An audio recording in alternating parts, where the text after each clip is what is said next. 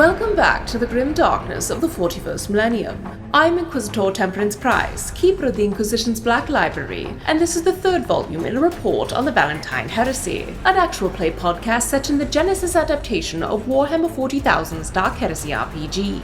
This report features Game Master Tom McGee and players Ryan LaPlante as Inquisitor Lucius Valentyne, Tyler Hewitt as Attikus Viz, Laura Hamstra as Eli Sharp, and Della Borovic as Morgan Rawls. My report shows that the Inquisitorial band is aboard the Cloud Palace. Morgan and Eli began studying the exterior security measures after takeoff, while Valentyne did drugs with the king, and Attikus was forced to exchange his power fist for a less powerful golden arm. What will happen when Valentyne has to leave Attikus to deal with the court alone? Find out next in this episode of the Valentyne Heresy.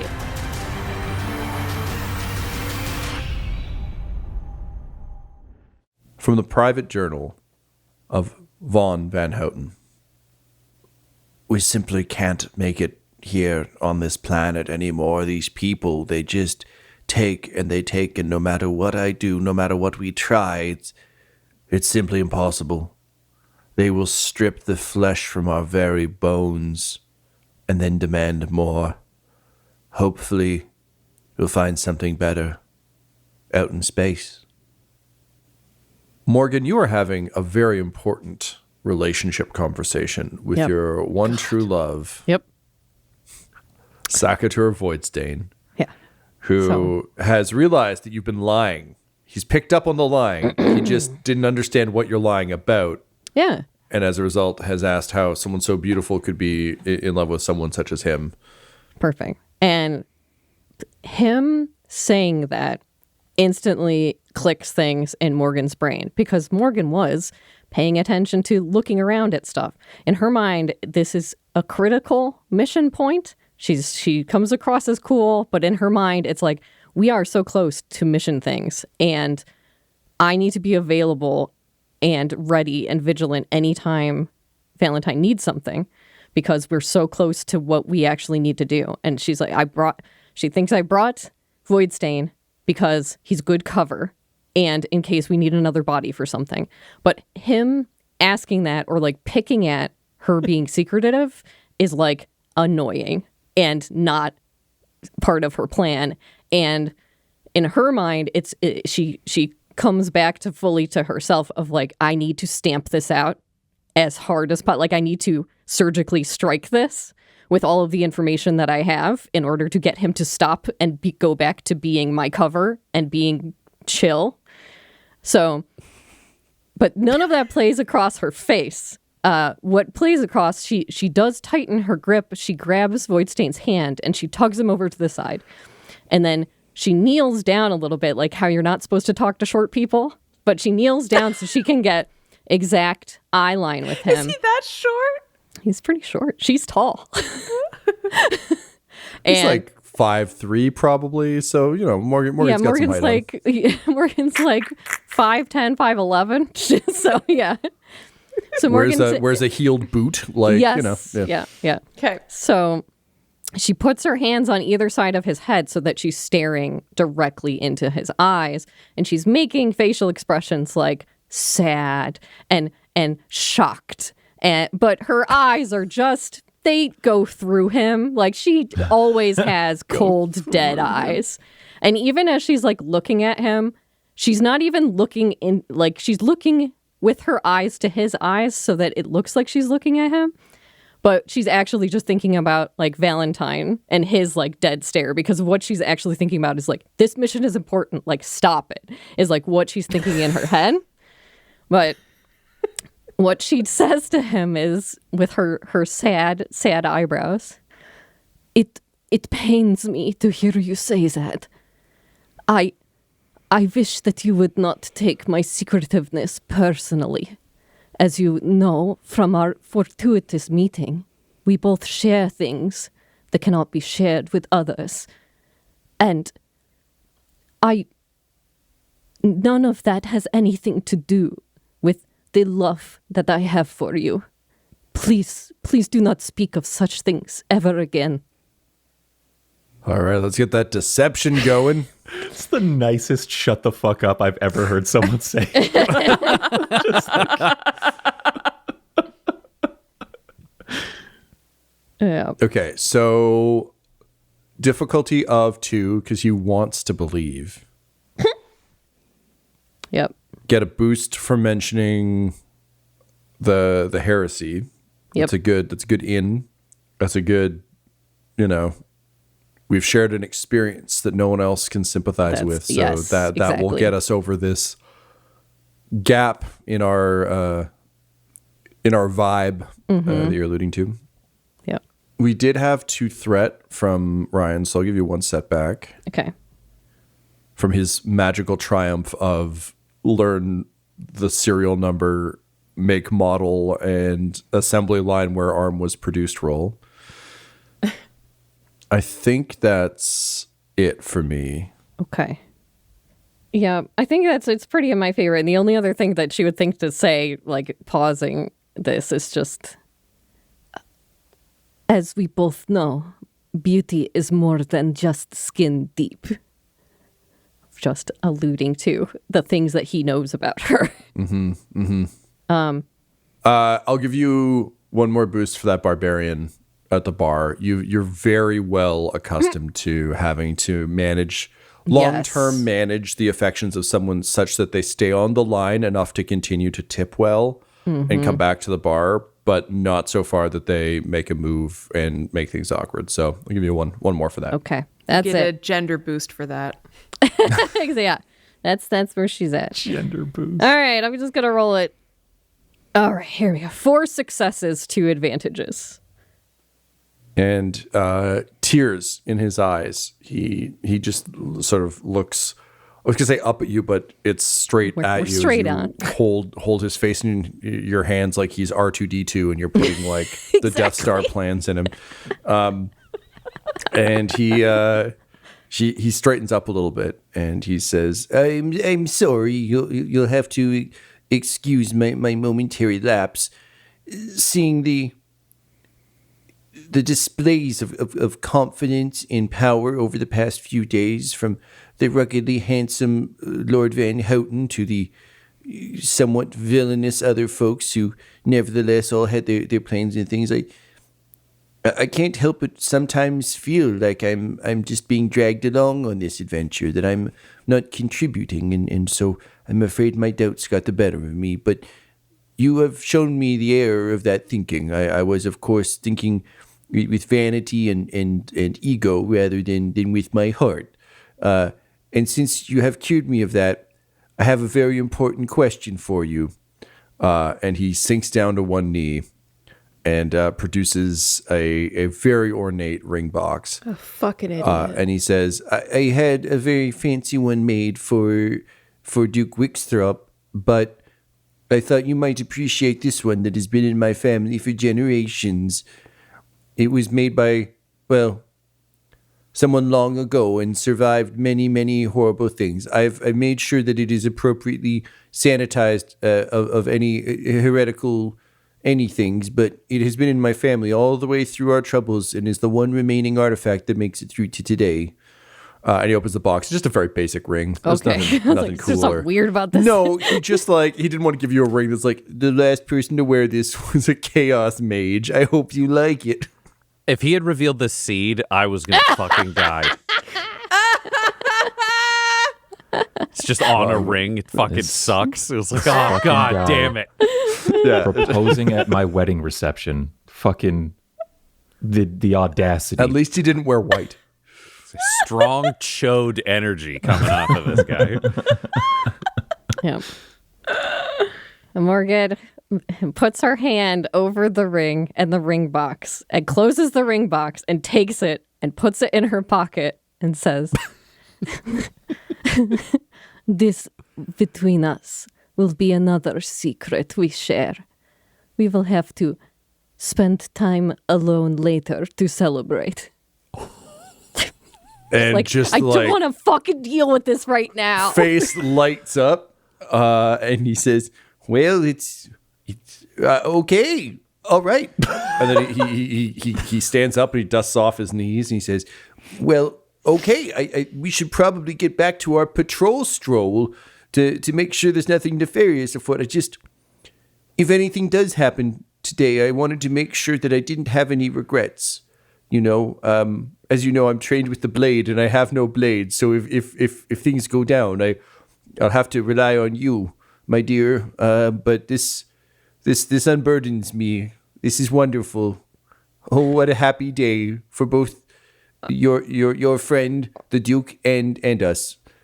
What a joyful day! He yells, and he does a little heel click. She's like, let us continue our patrol, and perhaps we will be able to find you a weapon. She's just like, fucking stop making this complicated for me. Just stop it. But at least he seems happy. Mathing out how far it is from him to the edge of the Cloud Palace, being like, it's not that if this far. all went badly, there was a world where she's just like, hey guards, he's a traitor or something. So we got options. We got all kinds of options, but like, please just stay in your fucking lane, little guys. It's where she's at. Great.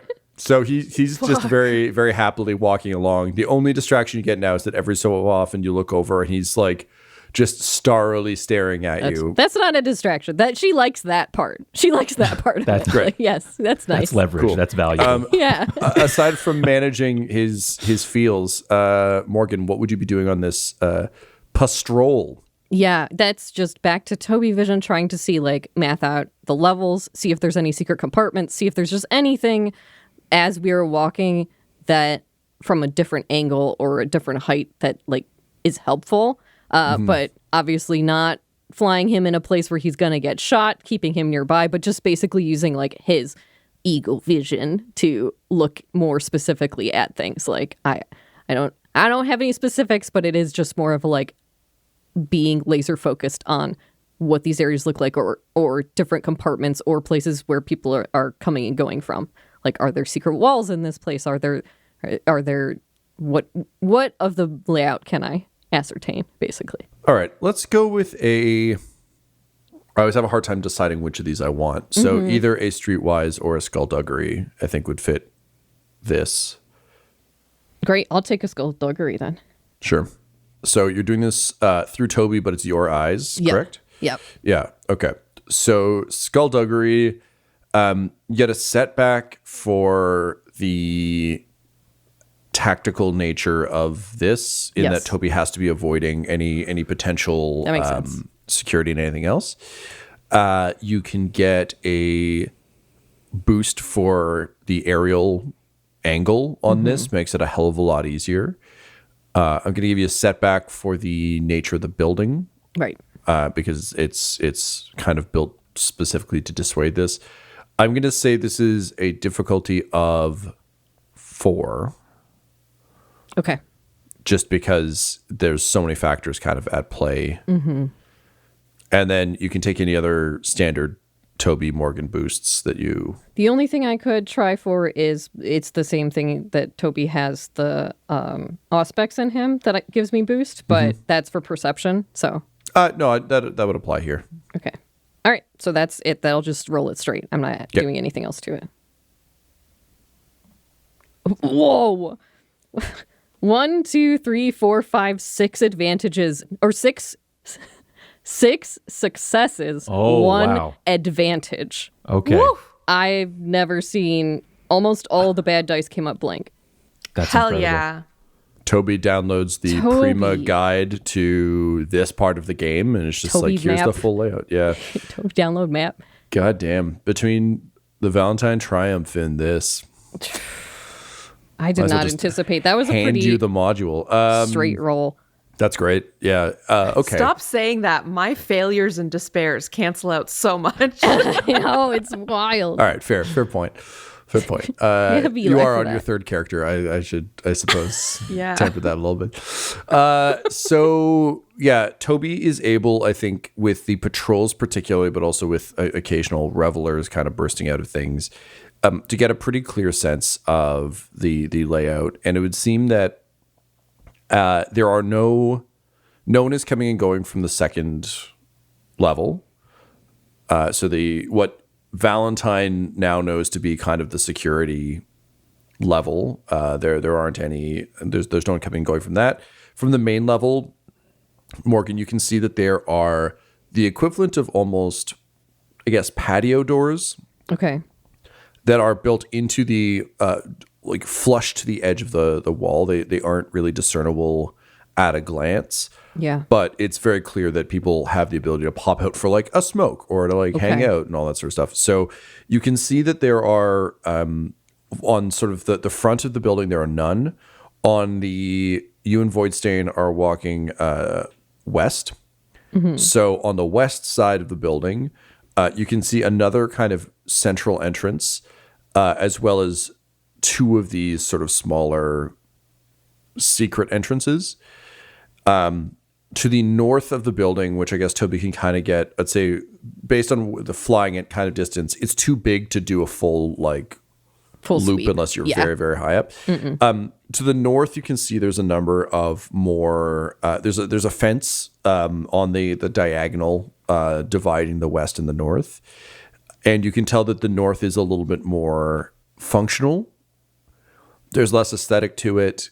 You can see that there are some loading bays for having food and things brought up and parked, as well as drainage and some other things. So basically, you can tell that the more industrial parts, in order to keep this Cloud Palace operation going, that aren't beneath you, because you are aware there's a lot of machinery beneath this layer that is keeping it afloat, other things. But in terms of just the day-to-day, you can think of this place almost like a large hotel or a conference center. There's just a lot of things that need to come in and out. So it's fenced off. You can tell that the guards are using cards to access the gate on the fence, to access the other side. The patrols do tend to stop at the fence, turn around, and come back, as there is separate security on that side. But that's kind of what you get from your 6 successes. Yeah. Well, that makes sense. I think Morgan then will keep an eye on the exact locations of that. So it becomes like if Valentyne ends up having a ping or something goes wrong, those could be ingresses to get further into the place. But in the meantime, we're just playing it nice down here. Great. Meanwhile, Eli, you have been following the guard patrol headed east. You are following a pair of guards who left from sort of the southmost point. What would you be doing as you follow these guards? Like, what are you looking for? What would Eli be trying to ascertain, other than just getting the fuck away from Voidstain, making googly eyes at Morgan? So he's looking for to see the guards' patterns. So like no pattern is perfect. And the guard he spoke with, Orkos, told him that they have basically 3 set patterns that they're going to be shifting between. So I know it's like, well, there's going to be a flaw, and let's find where the blind spots are, even if they're like moving and temporary. Cool. So looking where the blind spots are, and then also just checking the perimeter of the palace, noting all entrances and exits. Basically anything that looks out of place. I assume these are manicured, very proper grounds, at least close to the palace. Yeah, they are. Everything is very carefully orchestrated, but there are kind of more wild areas that have been designed as such. So, there's basically a lot of debauchery planning going on. So like we need to have small groupings of trees and bushes and other things that people can go like have a tumble in. There's a lot of Game of Thrones style betrayal gardens going on, largely because, again, to kind of run the Bridgerton metaphor to its logical conclusion, all these parties really happen outside while everyone is inside, right? So it's about who left and what did they do while they were out there. And the court, the close court of the king spends all year up here, and they travel down to Greybridge from time to time. But like, so very manicured, very carefully tended, but there are sort of almost little glades set aside to be little spots for that. Then he's going to try to form like basically a mental map to try to see and basically like, where can people get in? Where can people hide? If he has to escape or they have to, fight their way out, what are the routes that will give them the most cover, etc. Gotcha. Okay. So with that in mind, there is the pathway you're currently on and the kind of manicured lawn situation is actually a pretty sizable gap between the edge of the castle and these little parks. The little parkettes have been set up a distance away for both privacy and for security, so that if anyone is wrecking shit, they can't, no one can Burnham Woods the situation. They have to cross open field to get to the edge of the palace. So in terms of an escape plan, you would have to kind of cover that distance pretty quickly. The good news is, from a security perspective, any attackers would also have to cover that distance. In terms of entrances and exits, let's get I think, vigilance check from you, please, Laura. I think, again, seems to just be the right call for Eli and how he thinks about these sorts of things. All right. I'm going to say difficulty of, I gave Morgan 4. I'm going to give you 3. Because you're up close, it's easier to see some of this stuff. However, because you're up close, it is also easier to miss some of this stuff in terms of like, to have the literal bird's eye view gives you an overview of stuff, but you can literally see the outline of where these secret doors are. I'll give you a boost for following the guards. It gives you a better chance of sort of spotting the trouble zones. I will also give you a boost for being in a place that isn't designed for this kind of thinking. It makes it a bit easier. These things were hidden for a different reason, so a little easier to find. And I think that's it from me. Okay. I did have one advantage on my roll, if that goes forward. Sure. Yeah. This is the next roll, so we can just pass that forward. Okay. Perfect. I'm going to roll. Hell yeah. Oh, Laura. Eli. 1 failure. I had 3 dice against me, and they came up with 5 failures between them. Shit. You're not meant to do well here, Eli. This is not your this forte. This isn't my place. Because here's the thing. Tom, it's a ship, but it's got trees on it, and that's some bullshit for the Navy. An enclosed ship outside of atmosphere, and Eli will be able to thrive once again. Is Eli distracted by the shrubberies again? Amazing. He's also just thinking, like, why can't all these people fuck in closets like adults? It's the classic old Navy thoughts. Yeah. You have bunks for a reason. I was going to say, you crawl in, you choose a bunk, you get in there, you do it, you're done. Don't even need a privacy curtain. It's for cowards. If you need a curtain, do it faster. I like that mentality. It's just something to get out of the way. Change. That's it. It's fine. Oh, yes. All right. So, Eli, unfortunately, the amount of work that was put into making these things non-visible from the outside works against you. Even with the failure, it's not as though you get nothing from it. You can learn that this is a paranoid man's palace.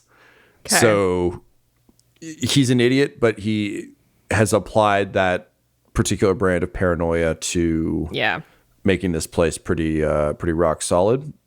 Fuck. And unfortunately, otherwise don't get a lot from that. In terms of the guard patrols, so you continue to follow the guards.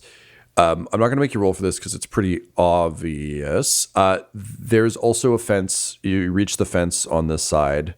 You pass the 2 guards. This side of this wall is a mirror to the one that Morgan just observed. So there's one sort of central side entrance, dead center in the wall, and then a couple of things you didn't see with your roll. Okay. But there is that fence.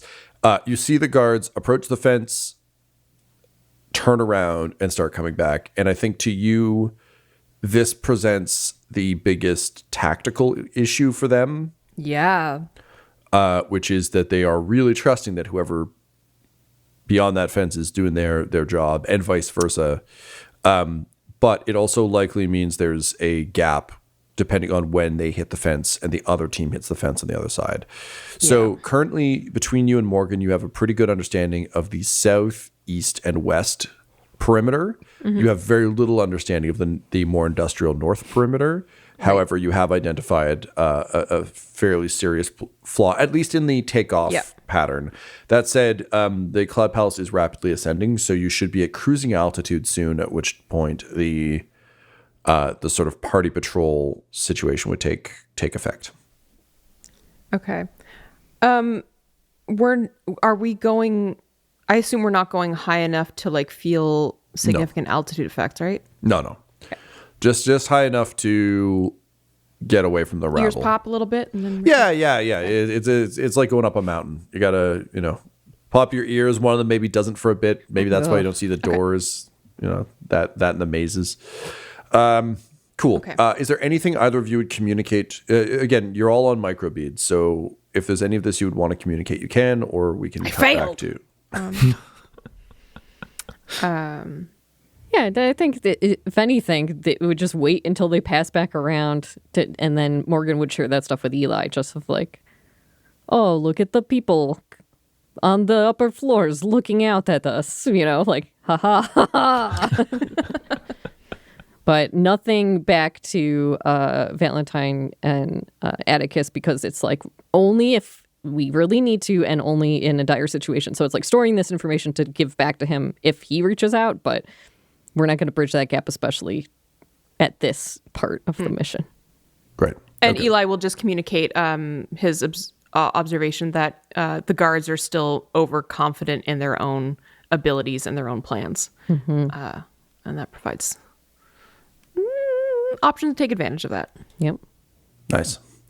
All right. Meanwhile, back inside the palace, having reintroduced your lord and having hooked him up with the new arm, Valentyne, the power fist is sealed in this large case. It's ornate. It has a bulletproof glass sort of window on it to show what's inside. There's like a soft cushion under it, a velvet cushion situation. There's a little plaque that is obviously empty. It just says guest because they don't know what's what. But it's clear that these are meant to be kind of they're showing appropriate reverence to these things as though they are heirlooms that can be displayed, even though they're going to be sort of put in a safe hold. The king reapproaches and says, "Oh, good. Oh, it looks great. Look at you with your new fancy arm. Isn't that better? Don't you feel lighter? Don't you feel ready to dance and party? Now you don't have to worry about hauling around that big industrial, can crusher." It is a very thoughtful gift, my liege. I am grateful. And the king just punches the Duke in the arm. And he's like, it was all this guy. He has some great ideas. I was just going to have you walk around with like a half cape, because I think capes are pretty cool. But the Duke's he wanted to, he's not going to tell you, but he had a hand in the design. He wanted to make sure that it was appropriate to the occasion and appropriate to you. So you enjoy that. I'll be back in a few minutes to help introduce you to folks. You two crazy kids can, share a couple minutes together. You won't get another few minutes together really until, later. So, if you got anything to say it now. And then it's all glad handing. There are a lot of people here who are very excited to meet you. We have had a hell of a time watching you in the Celestial season there, Van Houten. So I think it's going to be a wonderful night. All right. I'm going to talk to your boy Rabute for a bit, but you guys hold down the fort. Okay. Yes, Your Majesty. My man is at your disposal. And he throws up a thumbs up, slings his arm around you, Valentyne, and begins to walk you. And he says, okay, that was great. Thank you for that. It's really important that no one here has the ability to just murder all the guests. It's a big problem. All right, listen, I'm going to take you up to the second floor real quick. I'm going to show you around. Then I got to come back down here and kiss some ass to make sure everyone stays on side. How familiar are you with security? I know you served in the military. What's your experience level like? What do you know? I was formerly a colonel in the Imperial Guard until that rank was assigned to my Lord Van Houten, at which point I served as his adjutant. One would say keeping the regiment functioning in both non-combat and combat scenarios while allowing my lord to be in charge and receive heroic attention. Okay. I mean, you're using a lot of big words, but I think I understand what you mean. And I like it. That's good. Okay. Well, listen, obviously I have some people who are good. I have a number of sergeants at work here, so it's not like there's nothing. But I do like the idea of someone who has seen actual combat being able to, how to put this politely, make sure things are cool if someone who really knows combat got really mad about something. So come on upstairs. Let's, and he takes you to, one of the sort of, as he put it earlier, like panic shoots. And there's basically just kind of, if you think about the space, there's a lot of, I mostly know this from like fantasy novels or like Assassin's Creed video games, where there's sort of like little alcoves, past the kind of pillars and things. Normally there'd be like statuaries or things in them. In this case, there's literally like, little elevator style vac tubes with a platform. Like you're not just gonna get sucked up into the sky because that's very undignified.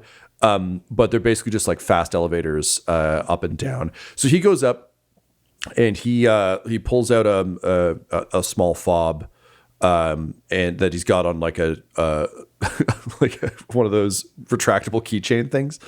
So he zips that out.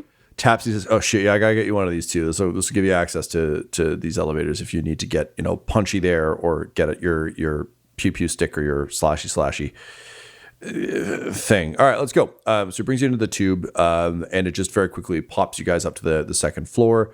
You step out of the elevator into just kind of a standard, boring Imperium office situation. Offices line the exterior walls of the palace, and in the center there's kind of a central guard station where a lot of the monitoring stuff happens. So you've got big central room, and then a bunch of bigger offices lining the outside with a thin hallway stretching between them, dotted by these tubes that seem to take you from bottom floor to top floor based on your various access and other things. So he says, so this is our admin floor. I'm not going to give you the whole tour right now because we don't really have time, and I don't think you need to see my office or anything. But he points to the room that is on the east wall. He's like, that's where the staff tend to hang out. We've got admin on the far side. There's a lot of logistics in here you'll need to get up to speed on. But security-wise, I really need to take you to our command center here. And he leads you into the central room, and it's very much like a mission control style setup. So a lot of banks of monitors. Everything's very still very 40K in here though. So lots of like unnecessary piping and tubes, gears for days, skulls everywhere. The whole shebang. A lot of servo skulls kind of zipping between tables as people monitor things, and you can see a lot of folks in the guard armor, as well as civilians in jumpsuits with the royal insignia that are clearly the civilian wing of these operations, technicians and things like computers. It says, "All right, so here's our central command. This is where all the royal guard work. This is where we kind of keep oversight on what's going on around Grey Bridge." He goes over and he gestures to one of the minions, who brings up a number of monitoring screens from around the palace. And he's like, "We've got this whole place top to bottom bugged. We got eyes on every room. We tend to give people privacy when they want or need it. I didn't have one in your little cloak room when, your lord was getting his arm fixed. But we have these throughout Grey Bridge. It doesn't catch everything, but if we know where to look, it can be very helpful. Less concerning right now because we're in the sky. More concerning, press another button, just brings up internal feeds. If you need to get eyes on everything, this is where you can do it. We also control lockdown on vehicles coming on and off Grey Bridge from here. We have orbital control, orbital weapons, and he's just like pointing out various stations. It says, our defenses, external defenses are over here. I call this guy Captain Flyboy. And a very tired woman turns around and just nods and then turns back. Says, we've got a bevy of anti-aircraft weapons set up in case anyone tries to make a move. And beyond this, and he leads you kind of over to another big bank of only civilian-looking folks. It says, these folks are here to monitor just how the general power supply for everything for the whole vehicle is working. We have a whole separate team in the basement who deals with all the mechanics of the engines and all that cool shit. Weather control is down there. But up here, this is basically where we keep eyes on everything and where we can deploy our guards. Above us, we have a whole layer that is, and he like taps the side of his nose kind of sloppily. Again, his night is dragging on. We've got a whole layer of deployable troops. They're just ready to go. They all have access to the tubes, and they just stay up there waiting. So if there's an alarm, if we give the signal, I can flood this place with my fucking best and brightest, and they'll just shoot everybody. They'll shoot anybody who gets in their way, except for like the people I say, like, hey, get in the safe room. Oh, I should tell you, there's a safe room on the main floor. There's a safe room on this. There's safe rooms on every floor. Like the black box they put in aircraft? It's like that for cool people. So, if shit goes down, tell your lord to run for the statue and bring the Duke with him. I need that guy to I need that guy to make it through everything. Okay, is this too much information? You getting all this there, Robo Eyes?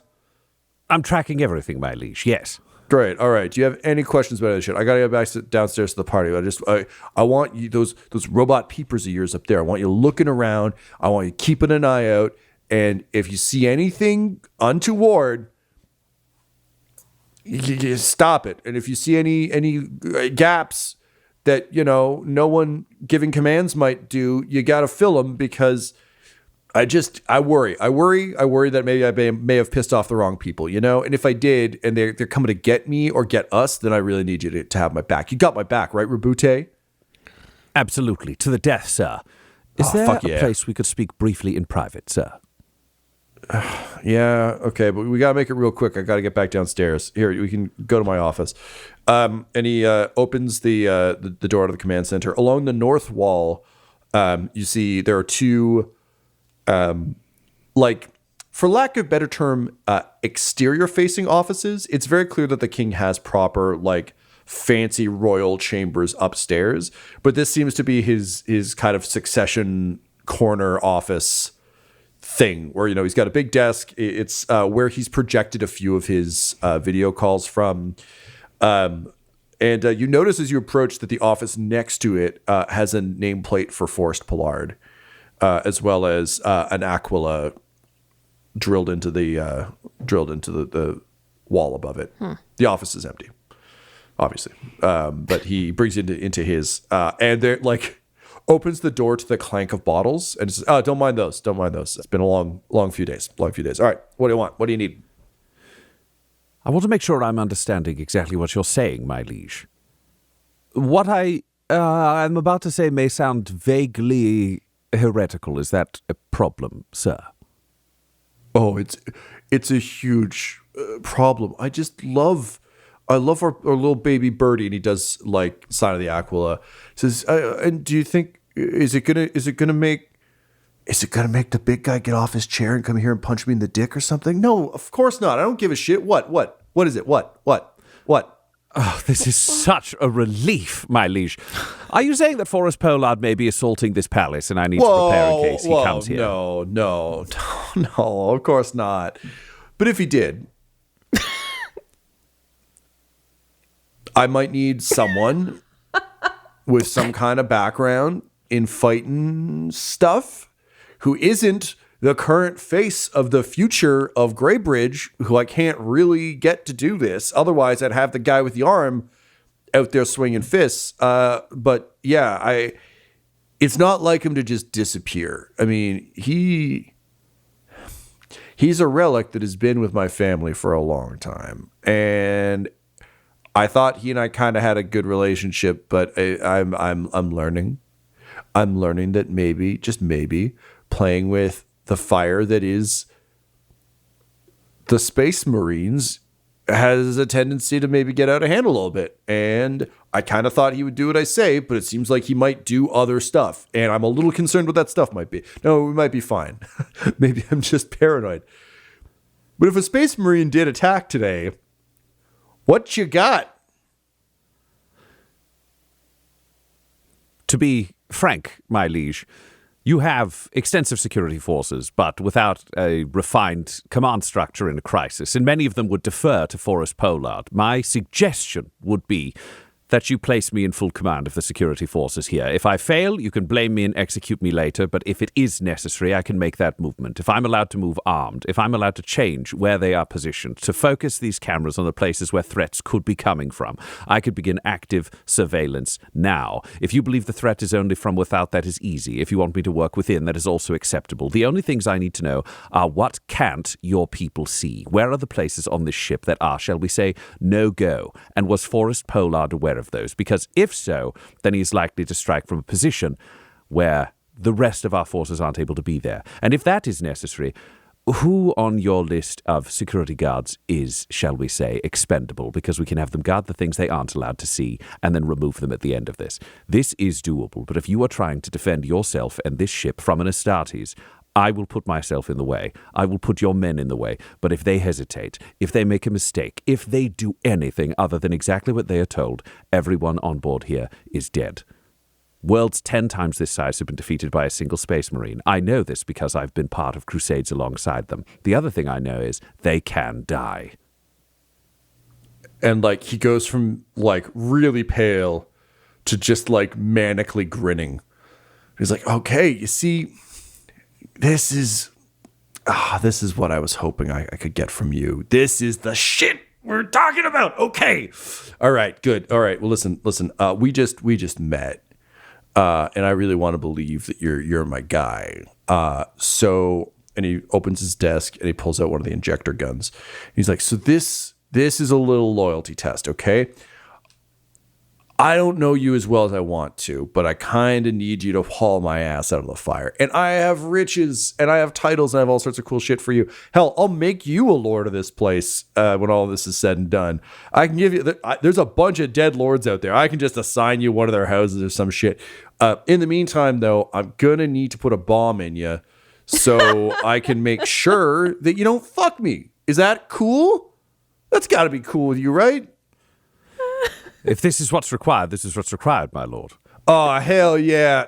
Man, you're my new favorite lapdog. And he just juts the gun up under your neck and injects the bomb. Pulls it out, throws the gun away, and just says, okay, incredible. All right. So, yeah. Let's fucking plan to kill a space marine.